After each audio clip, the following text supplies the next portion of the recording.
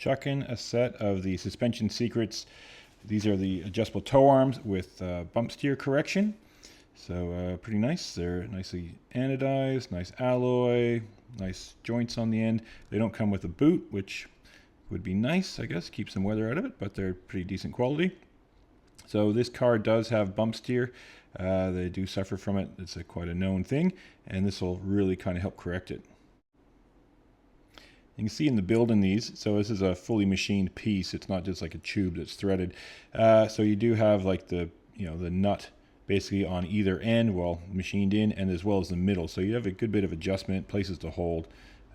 Pretty nicely done. I'm pretty happy with this quality, that's for sure. So you notice here, I got the Vevor toe plates here. This is toe measurement, 2 measuring tapes either side.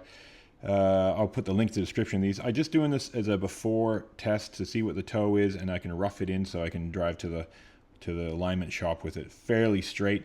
They're not bad. They're able to get okay readings of it. Like I said, it's great for just putting things back together, getting a measurement on it, but you just want to go get a proper alignment, especially on a car like this afterwards. Now we just want to get a baseline of things. So I got a level app on the phone, and we're going to go off the center seam of these arms, because all the arms are tapered in size, so you got to go on that seam there. Similar for the top. See this piece of gunk in the top one? Got to do that. So yeah, we get a baseline. Now we do have pressure under there. We got the jack under there lifting it up, so it's basically at road height.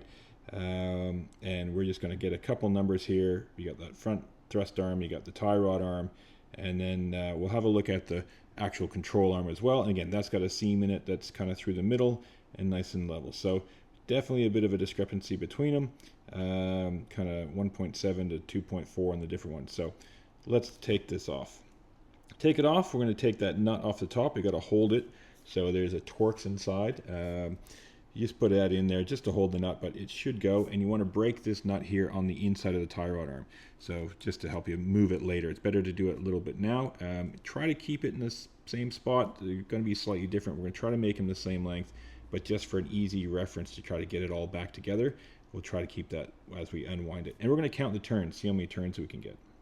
With that inner nut loose, now we need to look at popping the ball joint out. So put the nut on. I do have a ball joint popper, but I think a couple taps with the hammer will do it.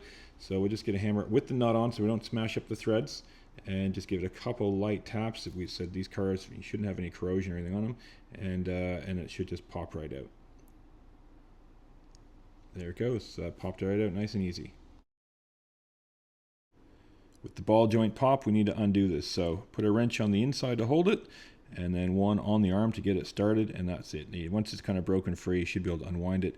And now you want to count how many times you turn this, because we're going to get the new one similar length, and that's going to make it a lot easier to get it really close to what the stock alignment is. So count your turns and start unwinding. Now you've got the tie rod off. We got to get them the same length. So you can see that it's a bit shorter than the stock one. So it's easy enough because they just thread in. We're just going to wind it out. And you want to wind them out so that the center of the bolt is going to be similar on both of them. It's just going to make alignment a lot easier for when you go get the alignment done. So we're going to wind them out and get them lined up as best we can. Let's look at the shim height now. This is what we came here for. So we'll take it apart and compare it to the stock one to see where the mating surface is. So we're a few millimeters different, which is what we're after. So we might take a few goes putting it on and off to try to measure the different angle, but this is what we'll start with. So that's noticeably a little bit lower, so we'll just give that a run to start with. I did notice the threads are a little bit dirty on this tie rod, so a wire brush, just give them a little hit, clean them up. Time to put it back together. So a little bit of anti-seize on the threads there, keep it from binding up later on, and we're just going to start winding it on. Now remember how you counted how many times you turned it to take it off? Well, that's the number you need to use to put it back on. So crank it in. It's going to keep going until it starts binding, and then we're going to have to go and get a wrench on it. This is where that nice finish with the kind of molded in kind of nuts to help wind it on are fantastic. So I got a wrench on the inside on the inner tie rod, and I've got one on the outside, and yeah, you start winding it on. So remember how many you counted, because use that number. Here's how I know how to do this stuff. I got a manual for this car on emanualonline.com, and pretty straightforward to put in your details, and I'll put a link in the description. But yeah, with the GT4 manual, it's got a lot of details, so you can have a look through here, and it's how to, this is the full factory manual, so it's how to remove the tie rod, how to put it in, torque specs, everything. So it says use a spreader, but you can just tap it out. Everything. So there's the details. It says to use a bit of anti-seize on the factory nut and your torque spedding. So the top nut you crank down to 85 newton meters. The jam nuts are supposed to be 50. So it's all in here. Everything I do is basically out of this manual, and it's several thousand pages. So highly recommend you get one of these. It does help channel out a bit if you use our link. But if you don't, whatever, that's fine. I mean, you can have a look on the screen. And with the rods all threaded in, we're going to take this nut off and we're going to assemble it. So there's a washer that goes on top, big fat one. It goes into the little recess on top. Just put it in and jam it up. So a little bit of anti-seize. We've already put it on there. You can see it all over my hands. So yeah, a bit of anti-seize on the threads, a bit of anti-seize on the piece going in. You said we're just kind of guesstimated that washer stack. Actually, I think we went a little bit too big on this in retrospect, so a few less than that is what we needed here. But if you went lower, you'd want to use that many. So we only went two different than this, so it wasn't a massive change. Now we want to see what angles we've got. So we'll use the flat edge of the center bit there because that's nice and flat. And with the jack underneath supporting everything, so to the point where the car starts to kind of lift a little, start to lift a little bit, so it's there. We're going to measure some angles. I got within 0.1 of a degree of the other angle, so happy with that. So we'll bolt it in. Now this bolt uses a 10 mil hex on one end, and you've got a 19 mil on the other. So you just want to tighten it up, and then we'll torque it down to spec.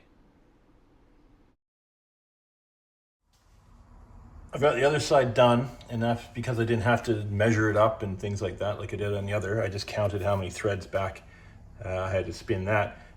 Didn't take long at all. It actually took me about just over 20 minutes. So it's pretty quick, pretty easy once you get that initial kind of height worked out and measure up all your stuff to kind of get it equal to the stock ones.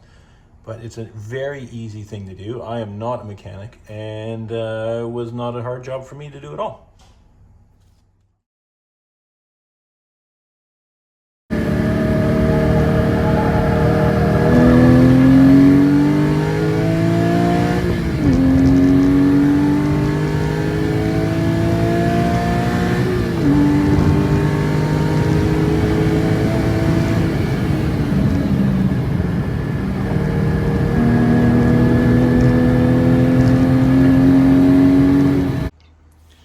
We've now changed the stack a little bit. We've got 5 on the bottom and then the rest on the top.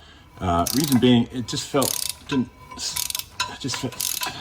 steer exactly the way I wanted, and I thought it seemed pretty excessive only having 3 on the bottom there. So back on we go. So we'll just tighten this up and then torque it down. Your torque settings for this, according to the manual, are 85 newton meters. Now, I guess I can't really get the torque wrench in here because I can turn the wheels and do it, but at the moment I've got it only jacked up on one side. So I'm just going to torque the bolt. Not ideal.